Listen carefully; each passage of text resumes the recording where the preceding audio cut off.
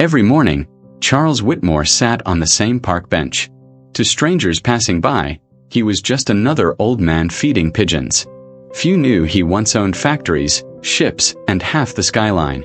Yet despite all his fortune, Charles came here for something money could never buy: company. Children like Lily and Jacob ran past. Couples like Robert and Elizabeth strolled hand in hand, but no one ever stopped. He was invisible. One morning, a small boy, Samuel "Sammy" Carter, noticed him scattering breadcrumbs. Sammy walked up shyly. "Sir, why do you feed the birds every day?" Charles smiled faintly. "Because they come back. People often don't." Sammy thought, then sat beside him. "My mom says we can't afford pets. But if I sit with you, maybe the birds can count as mine too." For the first time in years, Charles chuckled. From that day on, Sammy returned, full of questions. Slowly, an unlikely friendship bloomed. Charles told stories no one else had heard in decades, and Sammy listened as if they were treasures. One evening, Sammy's mother, Catherine "Kathy" Bennett, followed behind, worried. "I hope he's not bothering you," she said. "On the contrary," Charles replied softly. "He's saving me." Kathy was stunned. Life had been hard, working double shifts as a nurse, raising Sammy alone. But soon Charles began visiting their small apartment.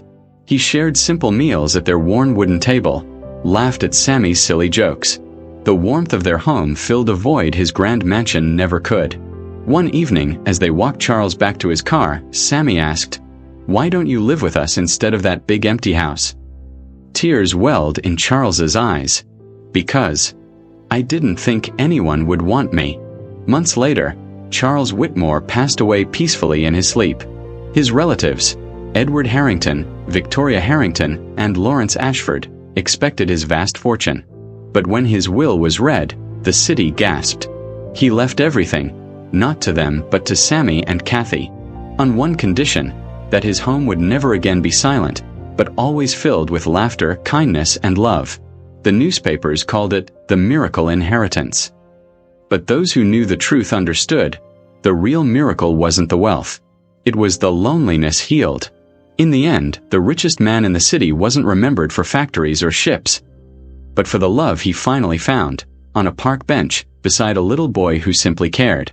If you believe kindness still exists, like, share, comment, and subscribe to SD Human Stories.